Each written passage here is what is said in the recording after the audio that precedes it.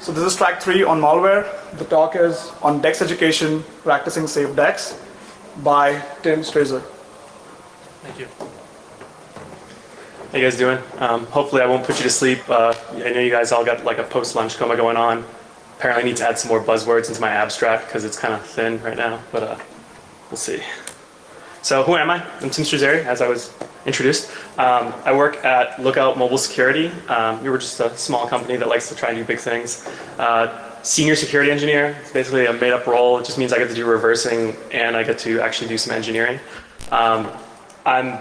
I guess I'm kind of known for doing the Android market. People email me too much about this, and it's basically because I'm the only person, or one of the few people, who's bothered spending enough time looking at the thing and wasting their life doing that. So I got some really funny stories about that. If you ever want to buy me a beer, I'll chat your ear off about it, and you'll probably hate me for it. I really enjoy reversing exotic platforms. I feel like it's very, you're almost like a pioneer. You know, you get to go out there and do things that you can't Google and find 8,000 tutorials on how to do this. I'm just a junkie for that kind of reversing and different malware. Malware is always fun because they're trying to protect their code and they're trying not to be detected and whatnot.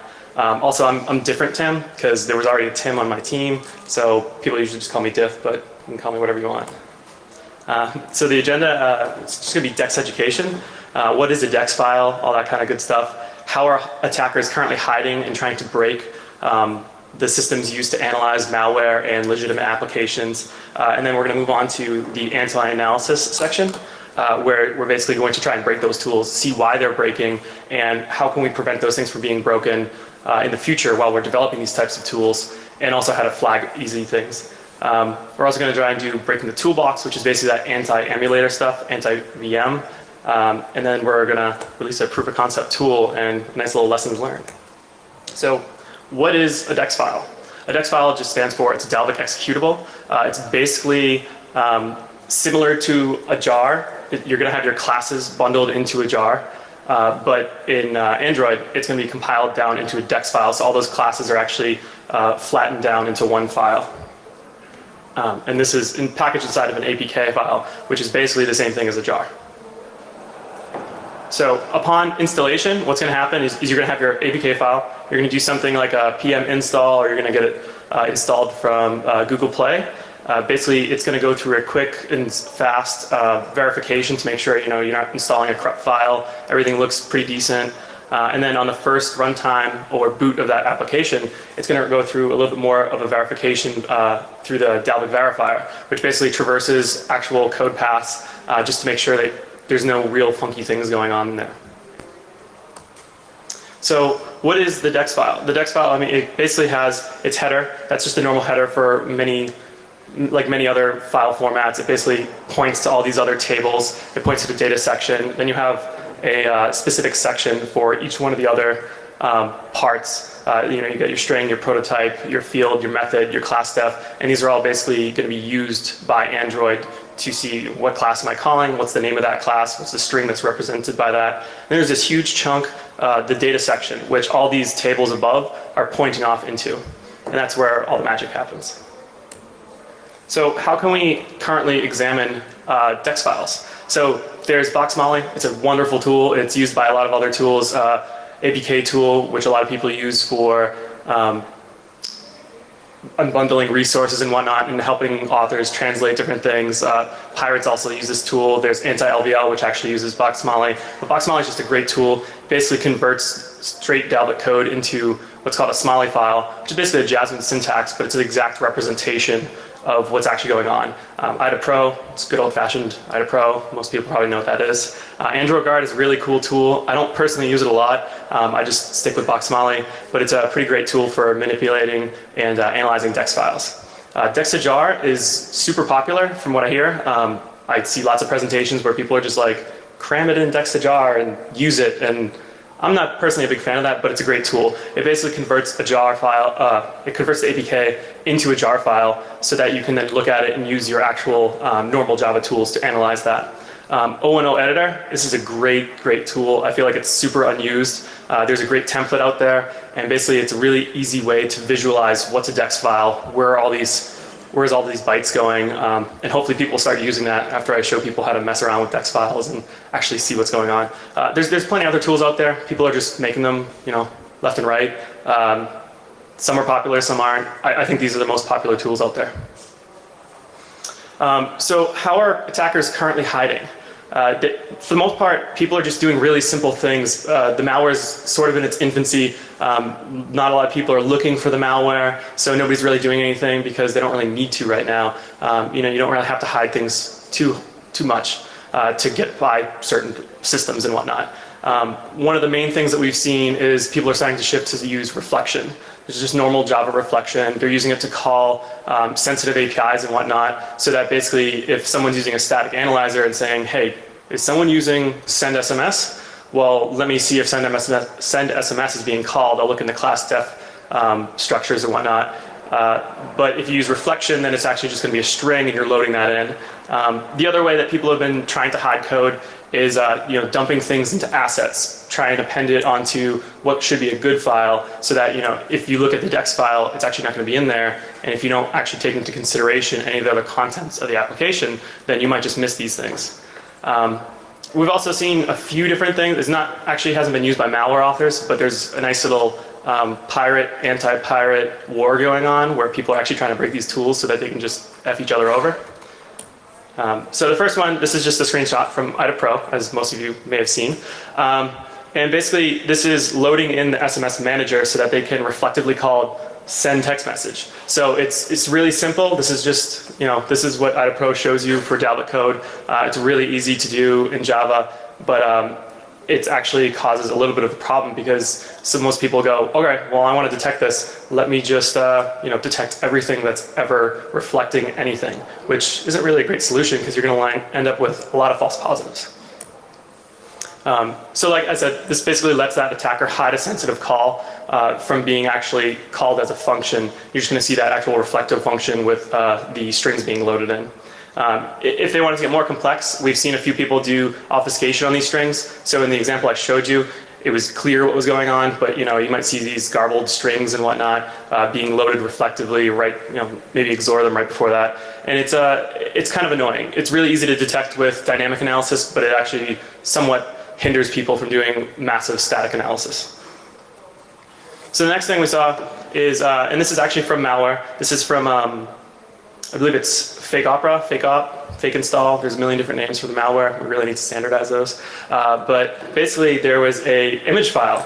And inside this image file, which as you can see I did the file, it's just data. So you could file type this, it's not going to come up as the right file type. But there's just something weird going on. In the blue, we see that maybe there's some weird magic bytes going on. And then we also see that there's repeating OX12 coming on. So that's probably an indication that something's XORed in there. But we also see another PK header. So this is kind of an interesting one, because if you want to be really quick and you're like, oh, I'm smart, that's a PK header, I'm just going to look at that one. And if you look at that, it ends up turning into two separate zip files. So what they did, this malware author, and this is actually from Gamex, I believe. Maybe I said that wrong, but yeah, this one is from Gamex, excuse me.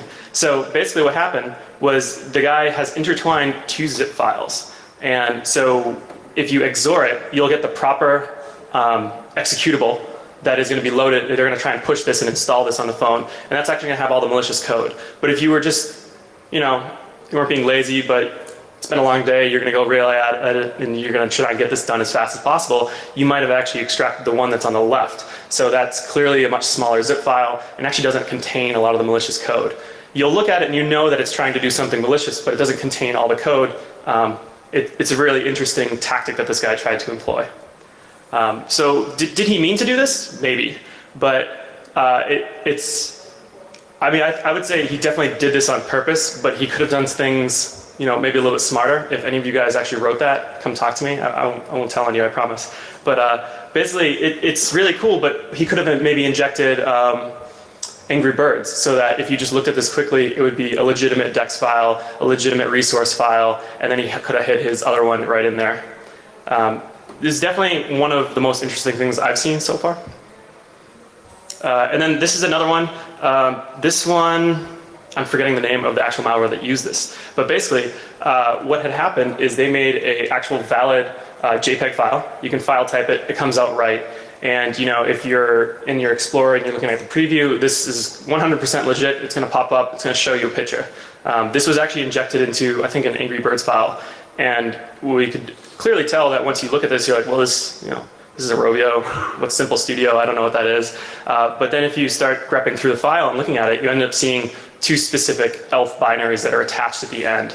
And one of them, I believe, was a exploit payload, and the other was an malicious ELF file that they were trying to dump onto that system.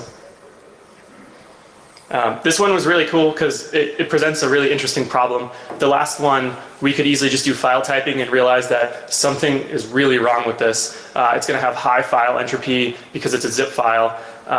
But here, we're going to try and file type it. We're going to get JPEG. And if we don't look closer after that, this could go through an automated system and you're just going to say, oh, well, it was a JPEG, who cares? Nothing really happened. So it definitely makes an interesting target.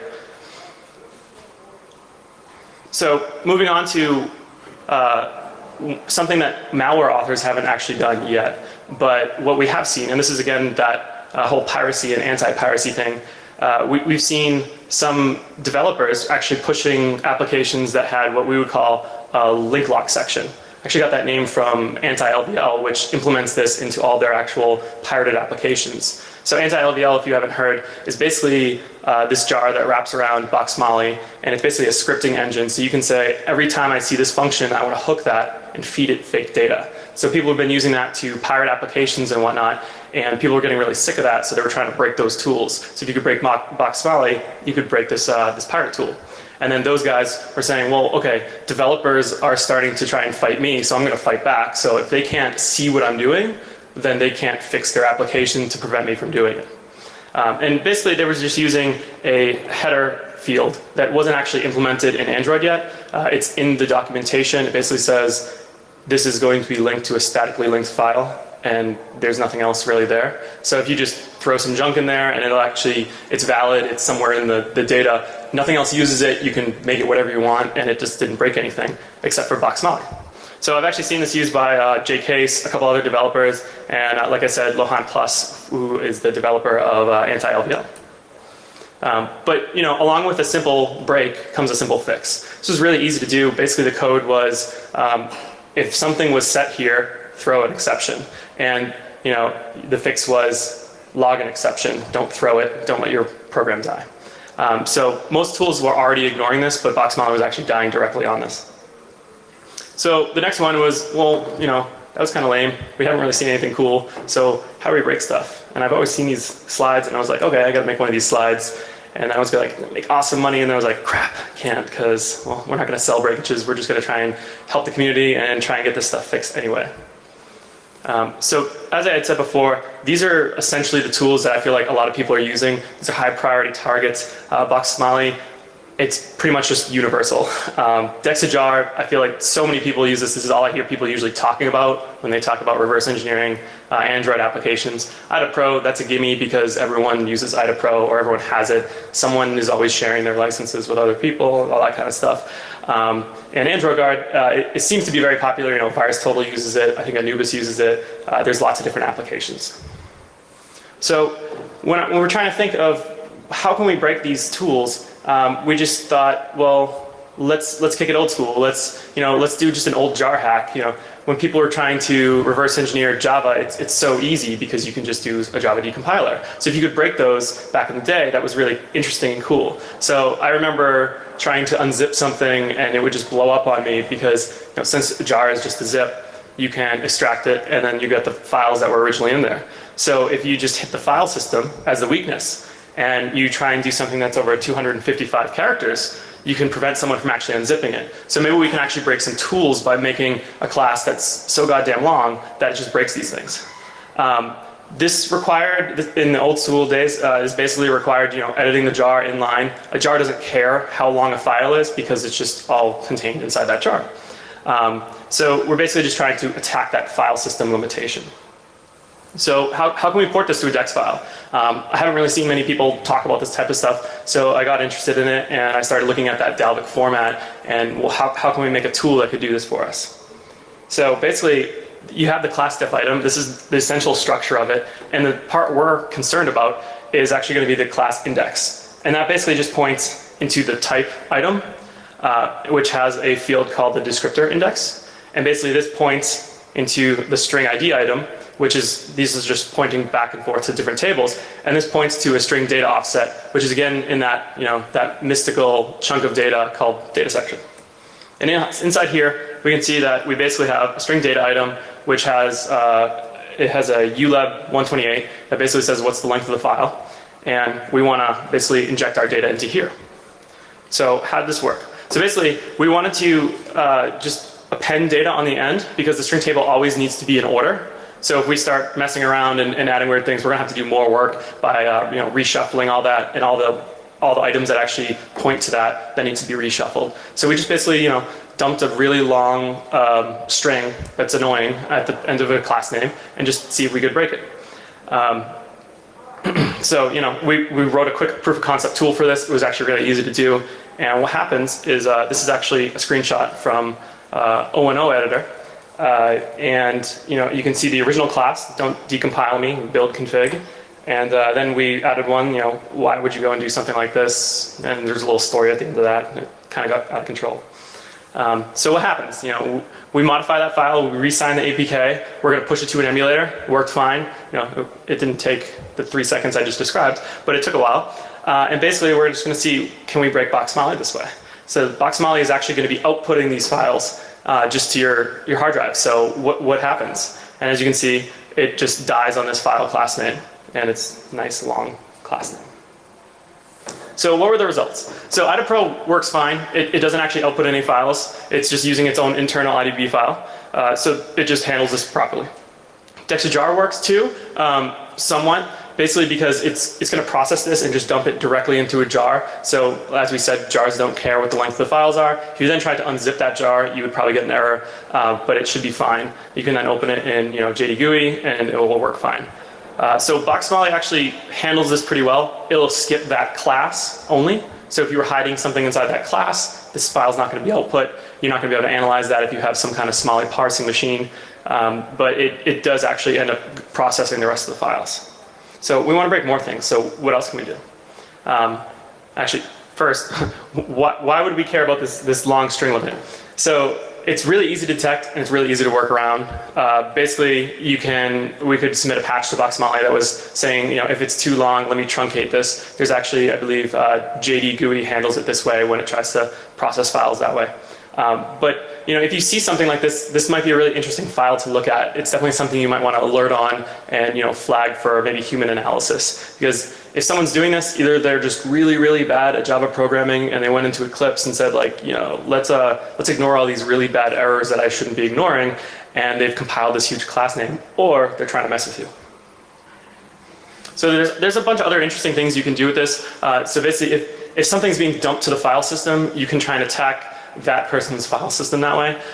One thing I saw, I had a fresh MacBook install, and so it comes with that awesome case-sensitive file system, which just sucks so bad. And basically, I saw some people doing some obfuscation techniques that was capital I, lowercase I, capital I, lowercase I, and then they'd inverse those. And technically, they're different files, but Boxmali started overwriting each other, and you're like, where'd these magic files go? I only have 3 classes, and it's referencing like 30. That was actually a fix that Jesus Freak has already committed to Boxmali a while ago. They'll actually start appending 2, 3 onto those file names. The other interesting thing is you can throw different ASCII characters since they're all considered valid, and that's just going to be a real pain in the ass to work with on the command line. So I just remember growing up and doing some malware analysis, and I always loved it when people tried to mess with the tools. And one of the interesting things was when people would inject bad opcodes. So, the auto analysis of IDA would just blow up or something, or Ollie debug would just start barfing everywhere. So I definitely wanted to try and inject bad opcodes behind dead code that just wouldn't get processed. So the objective was definitely get this on a phone and let it work for a normal user, but at the same time killing all those tools. So the goal, if you can't read Dalvik opcodes, which maybe some of you guys can, if you can, speak to me, I would love to hire you. Basically, you're going to load 0 into the first register, and then we're just say, hey, is the first register 0? If it is, jump over the next instructions. So clearly this should never be executed. We threw this in, we injected it in a couple classes, it compiled, we then signed this and we pushed it to the device and it just started working. It was really cool. So I was like, okay, this is awesome. Like this was a lot easier than I ever anticipated. And then it just sucked. From there, it just went downhill. The Dalvik verifier pretty much just smacked us in the face and said, no, you're a bad person, go away. And so why did this fail? So the Dalvik verifier ends up on execution looking at actual code paths that are going to be gone through and traversed and actually possibly executed. They don't look to see if essentially, that was a bad jump. That should never go through, but it just ignores that and sees, is everything in here okay? So everything in there was not okay. So this was an issue for us. So how can we avoid the verifier? We need to dodge that guy. Basically, we came up with the idea that we want to inject the same opcodes, but into a class that we're not using. So if we aren't using the class, maybe the verifier won't go in there.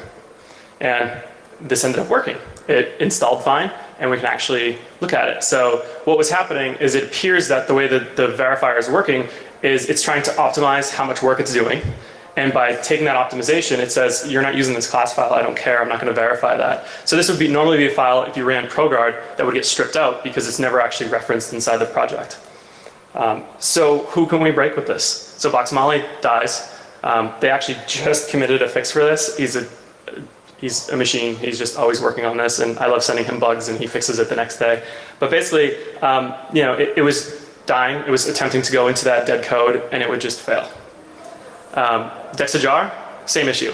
We're trying to load it in, and it basically is just, I don't know what this opcode is. Go away. Please leave me alone. Android Guard, same thing. He actually did a really good job of handling the opcodes that he didn't know. There was actually just a few, I think there was like 3 opcodes that he happened to miss, probably coding late at night, something like that. But he basically did anticipate someone to try and do this, but he just missed a few opcodes, so I was able to just use that specific opcode, and it broke his tool as well. IDA, well, we kind of expected IDA to handle this. It's a tool that's been around a while. It's had these attacks performed against it. So basically, you can see it's just jumping around that, and it's like, I don't know what this opcode is. I'm just going to label it unused. There's this really interesting tool. It's an academic tool. I don't know many people who actually use it, but a friend of mine was just like, please run it against this tool. I want to see what happens. They use half the Dalvik headers anyway, right from AOSP, so it should work on everything. And it didn't. It just completely died. And then you could basically, cook a bowl of soup on your laptop because it just sits there spinning and the core just goes to 100%. So IDA Pro is the only one who handled this properly. They're the guys that get paid. They get to do this daily, and they're not doing this as a side project. So that's not really that big of a surprise. They also have lots of experience doing this kind of thing. So how can we develop our tools better? We got to predict this. This is an awesome edge case that people should be thinking about when they're developing tools that might be used to analyze malicious applications or just normal applications. Someone's probably going to mess with you at some time. And this is a really easy thing, and this is a very not complex idea to try and implement. So we should always just be thinking about that. So this is a good thing for automated analysis, because if you have your own tool chain and you're looking at things and you're using any of the other tools that have already been patched, this is an awesome thing to look for. If someone's using illegal opcodes, they're probably doing something really weird. So you can treat it as a no-op, but at the same time, it's just something that you should probably be looking at. Maybe you found something where someone's doing some really crazy things, but this is just a great indicator that you should really look at this file. So once we injected illegal opcodes and the verifier barfed, we're thinking, okay, well, what's the next step? What if we inject real good code, or somewhat good code? We're going to try and reference an object that doesn't actually exist.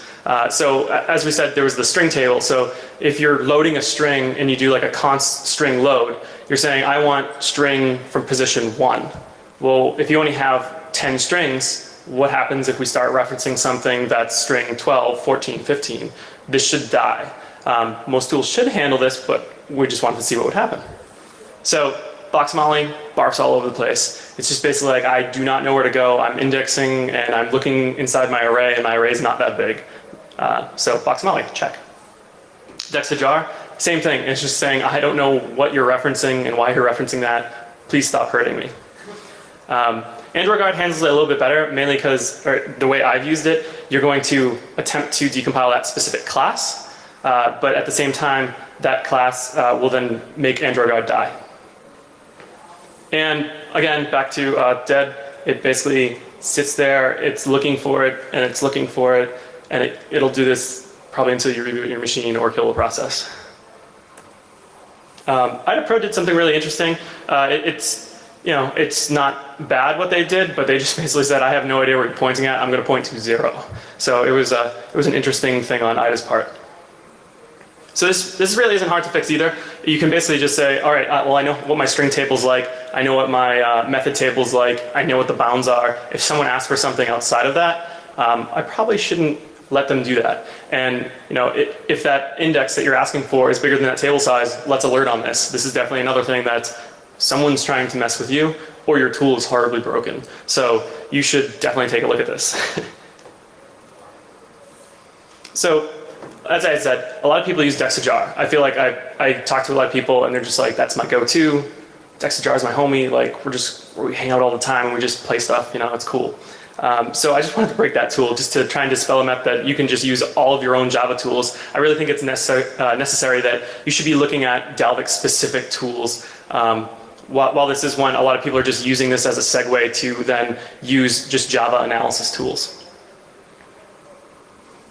So my limited understanding of what JAD and JDGUI does is it's essentially looking for patterns that it's seen so that it can see that, okay, so the Java C compiler basically took this and this is a while loop, this is a for loop. So this is why you get those actually decently readable things. When you're using the Dalvik compiler and then Dexajar translates that to literal opcodes, it's not actually changing those patterns. And since the Dalvik compiler uses different patterns for mobile uses, it's going to be a pattern that most of the time JAD or JDGUI doesn't actually know. So this results in really funky looking code where, oh, there's the beginning of my function and then there's a return and then there's all the rest of the stuff. And clearly that's not valid Java and that's really bad to look at. So you end up seeing a lot of stuff like this too, where if they just don't understand what's going on, or you're doing things that are legal in Dalvik world but not in Java world, you just get this awesome window that just doesn't help at all.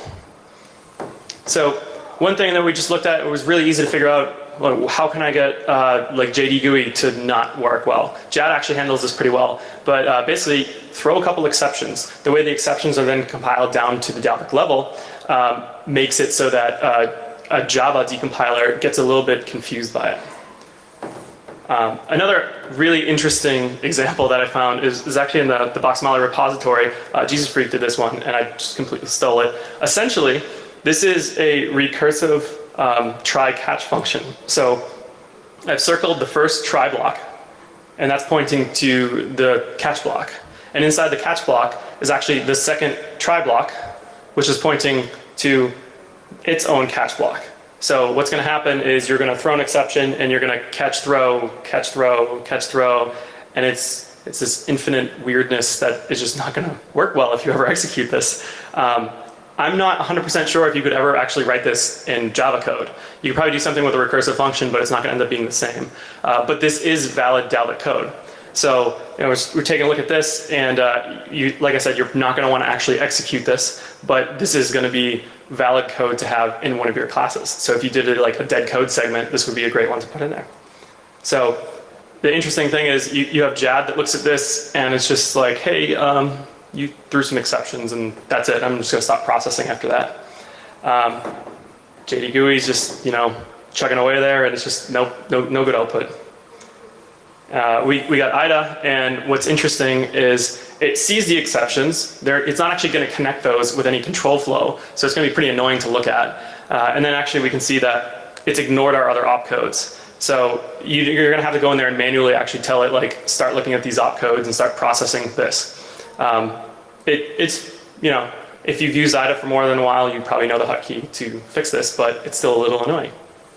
So this is going to actually be a lot harder to detect automatically. You're going to have to do something like pattern matching or some sort like that. Boxmali works fine on this, so if you had like a Boxmali parsing engine, it would work fine. But again, if you're using those actual Java decompilers, this might really confuse the heck out of it.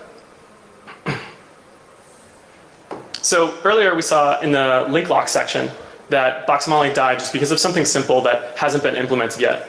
So are there any other quick wins like that? And we basically saw this just looking through the header. If header size isn't what I expect, I'm going to barf. So basically, we're going to just do a header size attack and see what we can do. So if we're looking at the Dex header, We basically have, the magic. We have a couple checksums and signatures that are used for verification to make sure we haven't modified our file.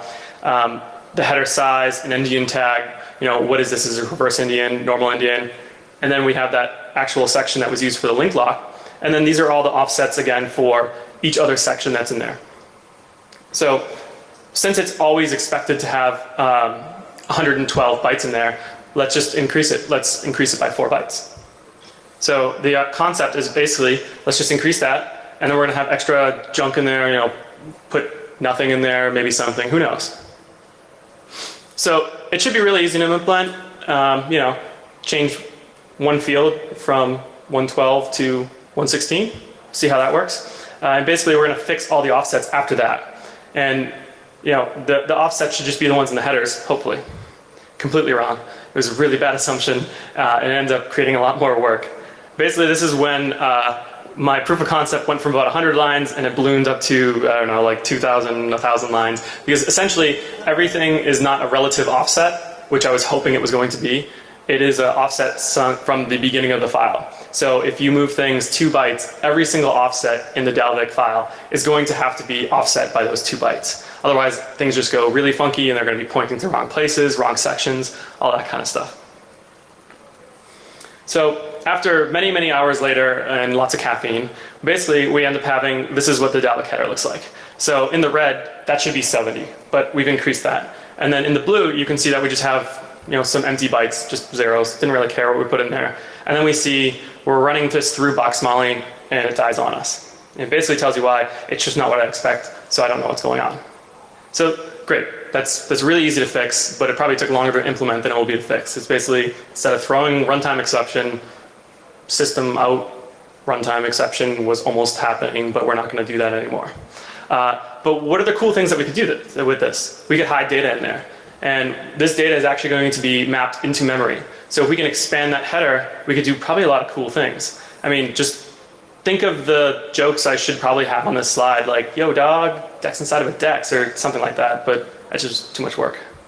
So the next concept that we had, and my coworker aptly named this Dexception, because basically we're going to take the header, we're going to increase it a lot, and then we're going to slam a Dex file at the bottom of the header. So basically we're going to have a Dex file, and then we're going to have a Dex file inside of it. So this was actually really easy to implement once we had all the file format shifting and whatnot. So we basically wrote a quick Android application, which due to the awesomeness that is Android, we can actually access private methods and tell them that they're no longer private and start using them.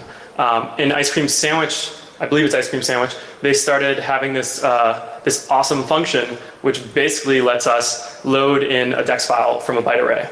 So I quickly implemented, I'm just going to load this from my own resource file, but you could do this from reading from memory, you could do this from reading from the Dalvik cache, anywhere you'd like, anywhere you have that Dex file, and basically just reflectively call this function, and you're going to get a Dex file, which is just a Java object. And you can start referencing that the same way you would reference if you loaded an extra jar in Java. So cool, we just basically created the first packer/encryptor. And this is what the output looks like. This is O&O editor. So again, I stress that you should always use this tool if you ever encounter anything like this. No, I'm not getting paid to say that either. But basically, you can see the Dex header is not what we expect. That is not OX70. It's a pretty big header, and you can see I did this really lame XOR with D1 because you just see D1 in there all the time. But basically, we just made a little weak encryptor.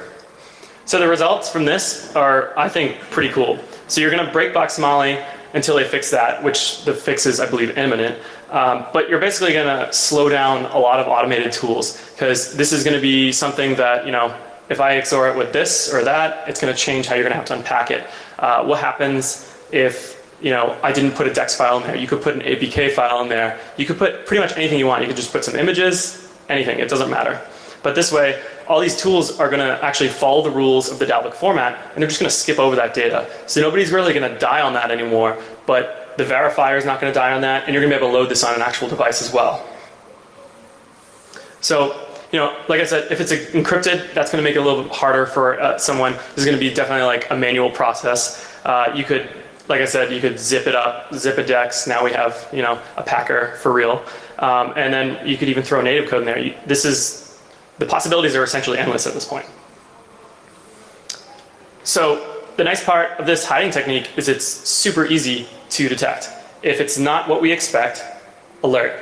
Someone is clearly doing something to mess with people, or your system, or your analysis, or they're just doing cool stuff and you should just check it out because they're probably doing something really cool. The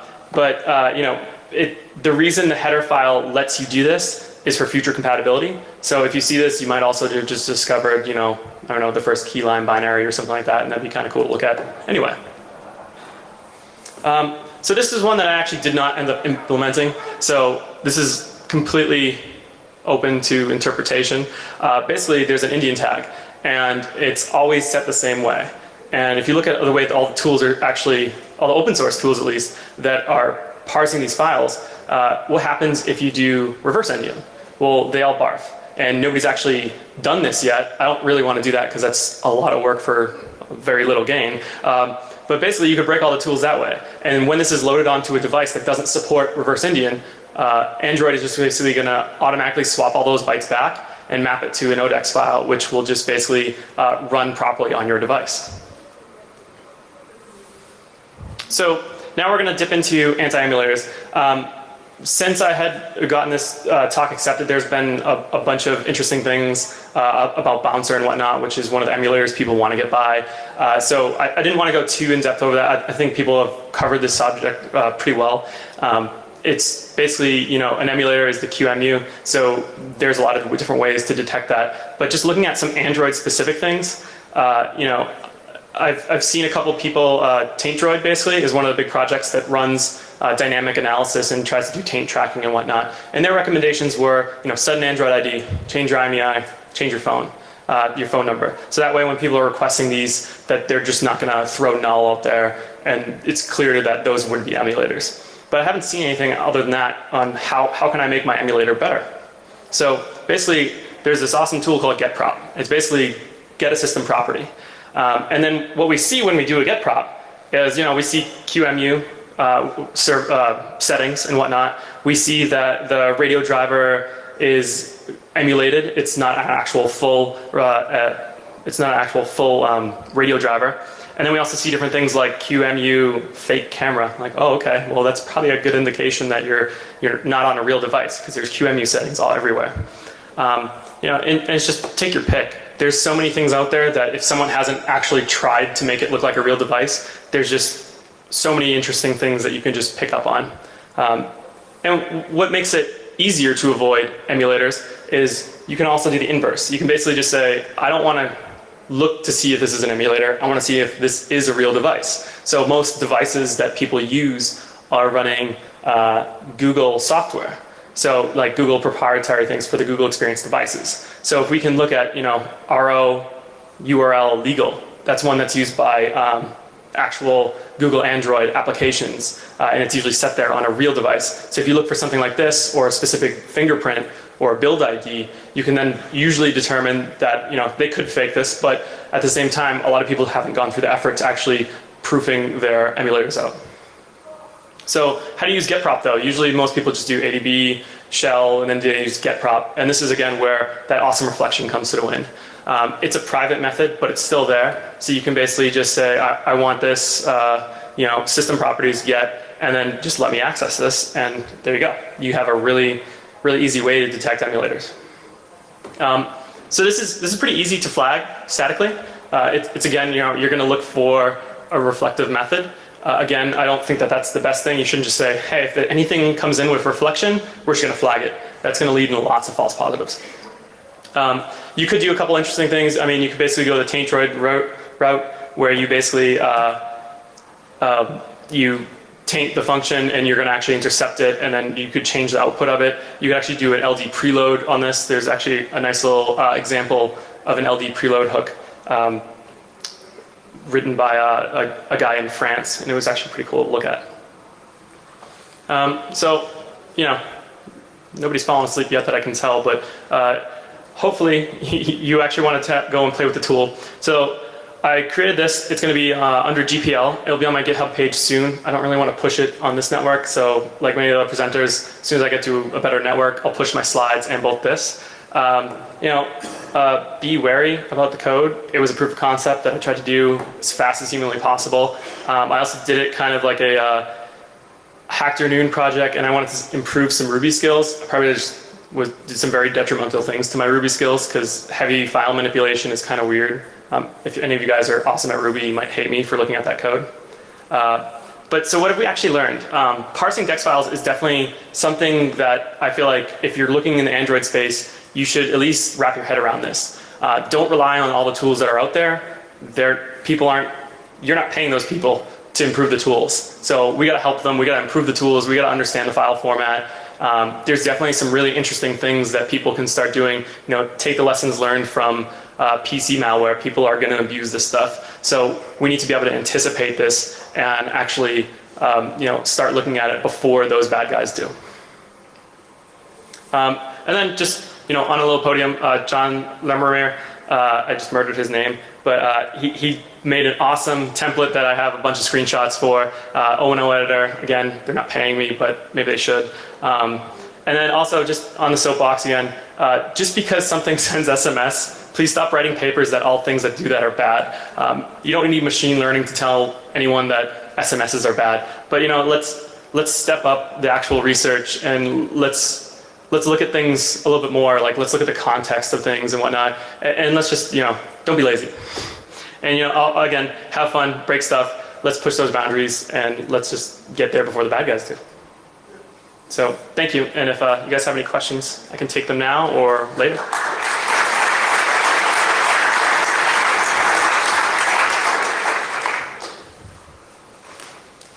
Sure, you can talk to me later then.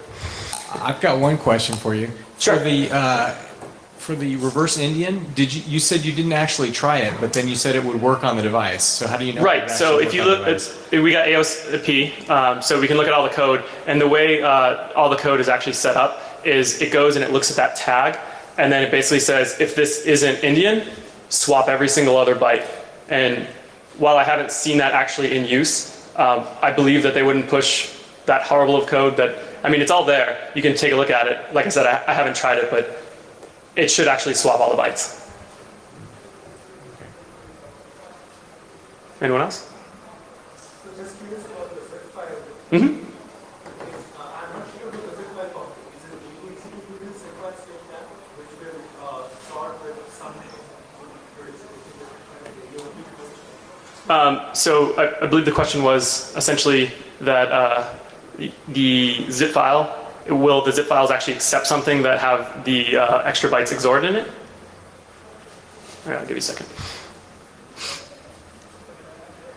Is it really easy to produce zip files in the way you described, like you XORed it with something and you had both the zip files, like the XORed file and the original file, both were valid files and both were unzipping to different contents? Is it really easy to do that? So I'm not 100% sure. They definitely did it. I don't know how hard it would be. I don't know the zip file format too well. It looks like what they did is they basically put it into some padding, which would normally be there. And then if we look at that slide again, basically you see that when you unzip it, it was basically complaining that there's something there, but it's skipping it. So I'm not sure how easy that is to do, but it's definitely a viable target to do.